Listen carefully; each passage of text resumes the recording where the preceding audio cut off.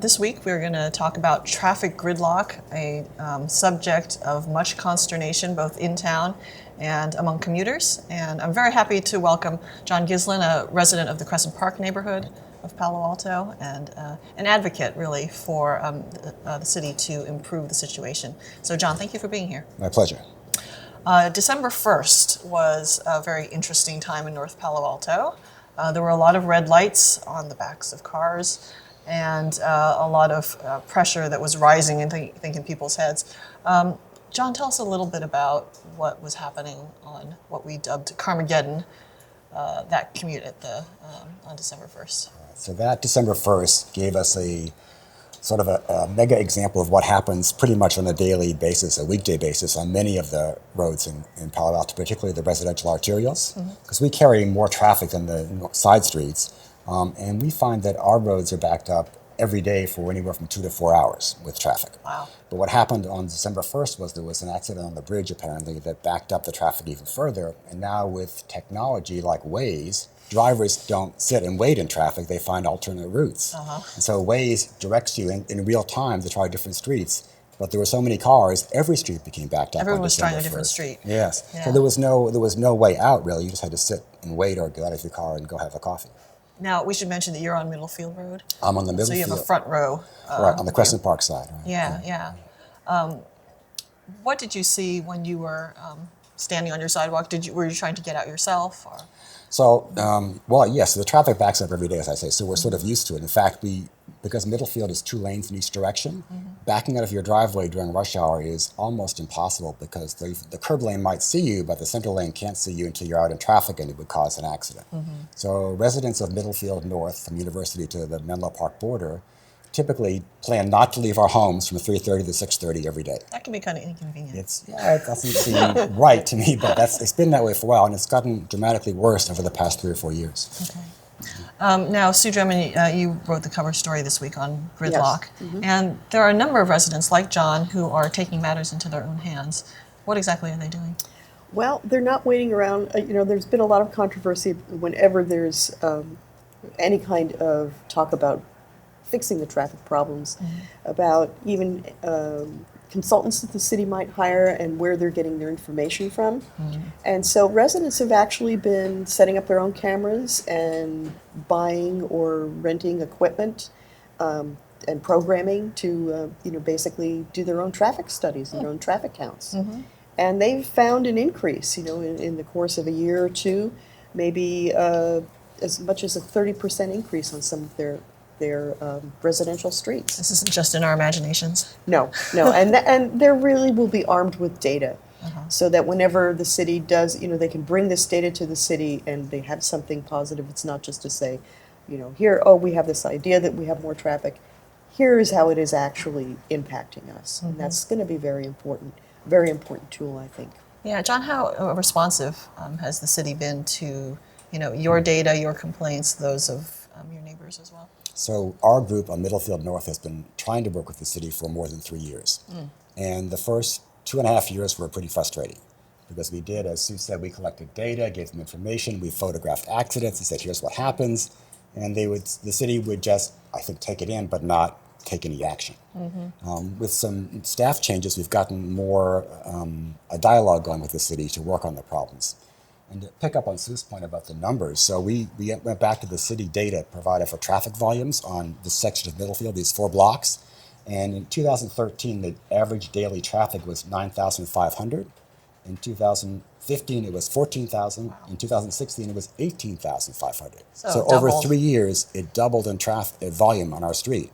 So when the arterials, residential arterials like Middlefield, are backed up, people will then go and find alternate ways to get to their destination. So that backup is spreading to everybody. I have a quick question. I mean, John, to what extent do you think the city is capable of fixing or even mitigating this problem?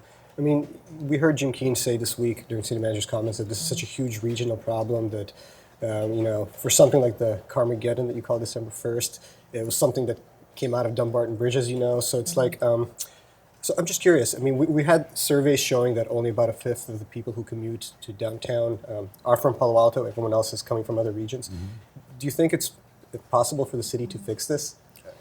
There are things the city can do that it's not doing today to fix this.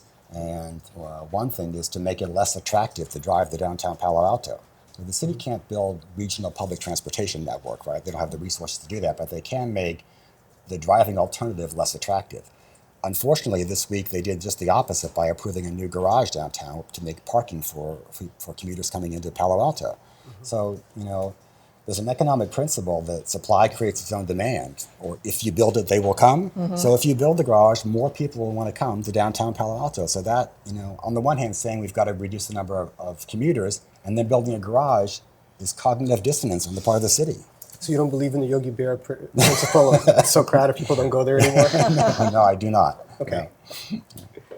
No. Well, I know that when people were contacting the Palo Alto police on that night, the police were stuck in the traffic as well. Yeah. And they didn't have any personnel really. That's what they were told later. That we were told later. To deal with it. Is there anything that the police can do in an urgent situation like that? Well, the police say that they basically are stuck in the same gridlock as everybody else is stuck in.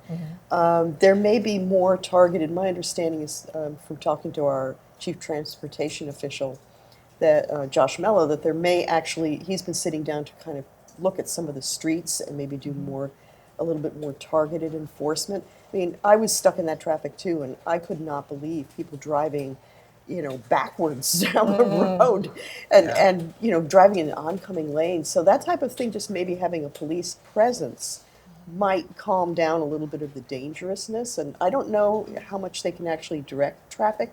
I think one of the things that's a real interesting issue also is Waze, which, you have these social media types of traffic,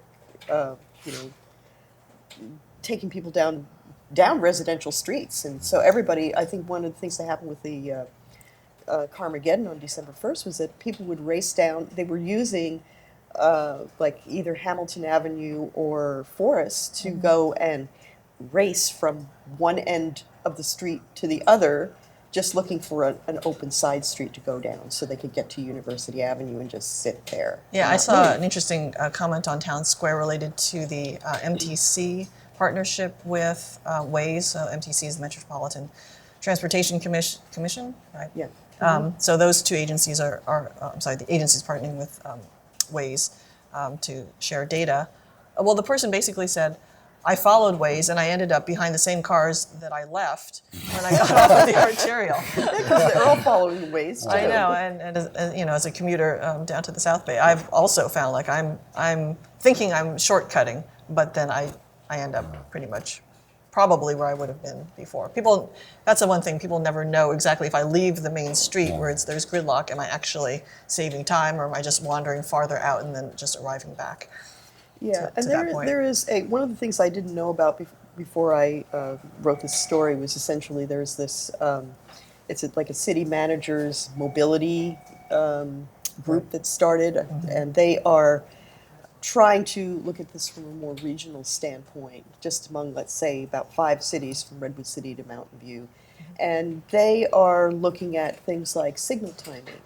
If you coordinate your signals throughout the whole area, as opposed to, Palo Alto might coordinate its signals, but everything at the Menlo Park border, or even going, let's say, if you need to get across the bridge, Dumbarton Bridge, and you're in Palo Alto, if East Palo Alto's signals are not set, people just going to be stopping and stopping and stopping. So if there's a way to coordinate that and get buy-in from these other cities to do that, then we'll have a better chance, perhaps, of moving some of this traffic along. John, would signal timing changes help your area? I don't think so, because the traffic is literally gridlocked. It's bumper to bumper and stop, so I don't think a signal is going to make it flow any better. And I think the issue that Sue referenced, enforcement, police doesn't have an enforcement crew anymore, as I understand it, Right. right?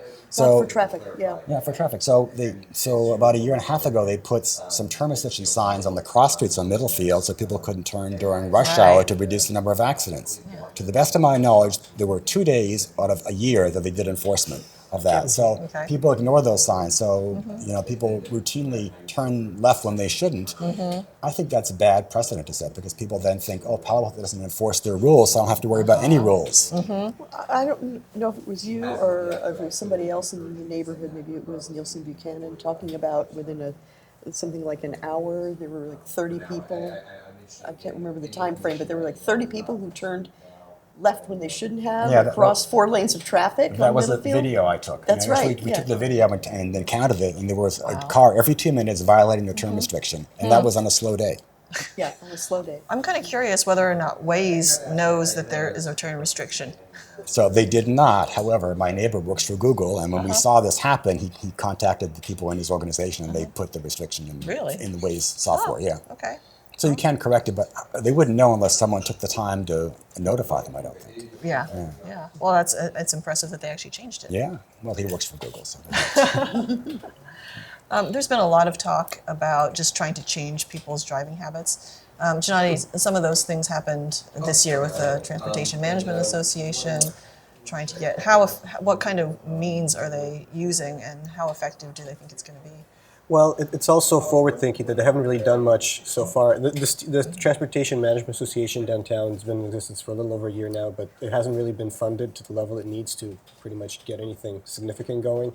So they've been doing like little things like Scoop, encouraging people to use the Scoop app to carpool. But I feel like the things they've been doing, and it doesn't sound like they've made John's problems any better. So the council's been talking about the need that this needs to be funded to the tune of more than $1 million a year, and so far that hasn't happened. So they've been offering Caltrain passes, things like that. They've been kind of talking about negotiating with agencies like the VTA to enable discounted eco passes for VTA buses. But I feel like a lot of the solutions don't really take into account this chart of where people are coming from. I mean, if somebody lives by the ocean in San Francisco or Right. in the East Bay, giving them a Caltrain pass isn't really going to do anything. I feel like people are going to be driving, some people are going to be driving regardless. So I feel like the TDM portion of the city strategy, which is a huge component, I feel like it's only kind of taking care of a small part of the problem, and even that component hasn't been funded to the extent it should. So to answer your question, they're moving the needle very slowly, but I think there's like a pretty wide recognition that unless there's significant funding, either through a new business license tax or through paid parking, which is where the city is almost certainly going to go, it's not going to get much traction until that happens. Yeah. But won't there also be an issue as well? I mean, even if you, it seems a little pie in the sky to say, some of these traffic solutions, get everybody on their bicycles, paid parking will keep people out of town. But Raise money at least. it'll raise money, but you need to have something in place, an infrastructure of some kind, do you think? I mean, is there any discussion essentially about having some sort of more mass transportation type of infrastructure? Well, And that costs a lot of money too. Yeah, I mean, I'd say the Measure A, which was just approved last year, the countywide measure, that's all about, a big part of it is infrastructure. It includes like $700 million for Caltrain, which would mean, support electrification, support grade separation. I mean, it's not nearly enough to fund it, but it's the beginning. But, you figure if there's going to be grade separation and electrified trains are going to be running much more often, and it will enable, many more passengers to board, that's part of the solution. I think if you're talking about something beyond Caltrain and beyond BART on a more regional level, it's pretty not feasible for any city to alone be thinking about it just because it's such a gargantuan project. Well, there's a paradox too in that. So VTA right now is discussing rejiggering its routes because it's actually losing money. So the idea of getting people into mass transit does carry some weight, because if people were taking mass transit, then theoretically those services would become more robust. I mean, this mode share study that the city had commissioned shows that 80% of people from the East Bay are coming to Palo Alto downtown driving alone. I mean, that's a huge number of people, and they can't take Caltrain and they can't take BART right now. The only thing that they have left are, and they won't be bicycling. The only thing that they have left are buses. And I think it's a fair question to ask whether or not people are actually going to take buses, which are slower than Caltrain and slower than BART. Well, I think that's one reason why, of course, what we're talking about as needed is really an east-west access, which is, that's where most of the traffic is coming from. Caltrain's going north and south. It's not really helping the gridlock problem. Yeah. But if you are thinking about, what could be kind of the next step, VTA wanted to have its own express bus lane on El Camino. Well, that creates, a lot of other problems perhaps in terms of, people have said cut through traffic will come into their neighborhoods. People are not going to want to, once you get rid of that extra lane on El Camino, then you're going to have people more stuck in traffic. But if you were to create a system, and I think they're talking about San Mateo County might run more Samtrans buses eventually, going east and west, so that you'll be able to pick up people and move that traffic more. Then perhaps if you give people a real viable alternative, they might choose to take it. And I also think there's other options that are available now that weren't like even a few years ago. I think more and more, and Sue mentioned that group, which is kind of spearheaded by joint venture Silicon Valley, the Right. mobility as a service people. Right. And it's like, so they're working on like solutions for more like on-demand services. Like if you're in the East Bay and you and a few other people in your neighborhood are going to work in downtown Palo Alto, maybe there's a van that's kind of just specific to your needs, will come and pick you up. There's things like Uber that exist now and Lyft, which could pool employees, and the TMA has been exploring that. Again, probably needs more funding to get anything robust going. But I feel like those kinds of solutions are more feasible in the near term than any kind of like massive infrastructure system. And even corporate shuttles. I mean, we may not like, Google buses have a bad rep, but if it helps get rid of like thousands of vehicles from John's block, then Sure, every day. that's at least a solution. Yeah, they're more nimble solutions than the improvement of or institution of a whole new mass transit infrastructure. TMA is a great idea that has been crippled by lack of funding and maybe not getting some of the right people involved. So it's very disappointing because the city's pinning its hopes on them reducing the single occupancy vehicle traffic, Right. and it's not going to happen unless they ramp up the resources and effort they make.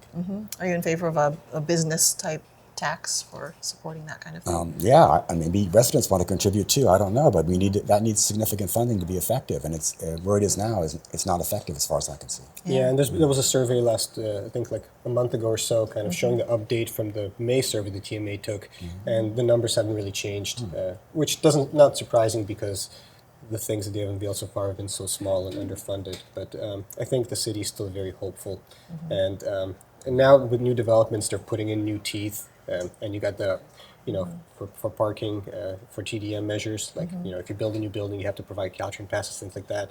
You have the new RPP program, the parking program, which is going to be reducing every year the number of employee permits being sold in the downtown version. So that's going to inspire employers to, kind of come up with other solutions of their own. So I feel like those kinds of things are kind of slowly happening. But to John's point, the fact that the residents wholeheartedly supported Measure A last year suggests to me that everyone's kind of willing to pay to solve this terrible problem. Yeah. John, you mentioned that the city was recalcitrant for the first couple of years that you were working with them, but has something changed now, and where are you at with the city? So I think I would attribute the change to Josh Mello, who's come in as our transportation officer. So he was, I think, getting on board and understanding issues, and he looked at the data we had sent the city for more than 2 years and said, there's a real problem here. So kudos to him for looking at that and understanding it relatively quickly. He's now come up with some proposals that he's vetting through us, saying here are 7 options how we could reconfigure Middlefield to make it the traffic flow a little better, and most importantly, to make it safer, because we have this huge accident rate on these 4 blocks. There are more than 30 accidents a year. Yeah, you've taken pictures of some of those. It's not as if, so university has accidents too, but they're rear enders and fender benders. The accidents on Middlefield, people end up on the sidewalk and on people's front lawns. Crazy. Because they're cross accidents. So it's dangerous. We feel nervous walking down the sidewalk sometimes because there are 4 very narrow lanes, right? University is a wider structure, 44 feet versus 40 feet for Middlefield. But Middlefield has 4 lanes, University has 2, plus bike lanes, plus parking. So it doesn't feel like a residential street, and frankly, it's unsafe. So I think the volume is an issue, but there's also the safety issue. And if you look at the California Office of Transportation Safety report, it ranks cities by their size. So Palo Alto is in 103 cities with 50,000 to 100,000 population. and it ranks them in different types of accidents. We are number 1 in speed-related accidents for that group of cities. We're number 3 in pedestrians over 65, number 4 in all bicyclist accidents over the whole range of cities, and we're in the top 10 in 6 out of 13 categories. So That's citywide that's accidents? citywide accidents for all the cities in California. And that does not include, I'm going to add, that doesn't include accidents on freeways. This is just on local streets. And this is reported accidents, too. Right, We right. know on Middlefield, for example, that maybe half of the accidents, the fender benders that happen, don't get reported because the police never appear. People get out, exchange cards, and drive off. And these accidents are also about injuries and fatalities. I mean, that's in Right. that data. Right. So it's like you say, it's not talking about the fender benders or even ones where people are not injured. Right. John, is there something specific that you'd like to see from the city, say, in the next 6 months? What is it that you're hoping for and your fellow residents? The city needs to get better at data collection and analysis. The residents are putting up cameras because the city doesn't track the volume of traffic. And I don't think the city even tracks the volume of accidents very well, because if they don't get reported, or if they do get reported, they go from the Palo Alto Police to the CHP to the Twitter system, and it takes the time to get there. If it misses half of them, that's really not very good data. So get more involved in tracking the flow, volume, and accident rate on the streets would be one thing. And then engage citizens in finding solutions, because sitting in City Hall, residents probably have some pretty good ideas about how to fix the problems on their streets. And if you get them engaged, building those solutions with the city, you'll get quicker answers, I think. Sounds good. And looking at the city council's agenda, it looks like they will be taking up this issue in early January. So we'll stay tuned and see what they do then. Okay. John, thank you so much for being with us Thank today you. and participating in our conversation. Really appreciate your insights. Thanks. All right. Well, we're here pretty much every week, so if you like our videos, go ahead and click subscribe at the bottom or hit like. You can also follow our news on Twitter, which is @PaloAltoWeekly, or to comment on this story and Sue's cover story today or any topic, you can go to paloaltoonline.com/square. Thanks for watching.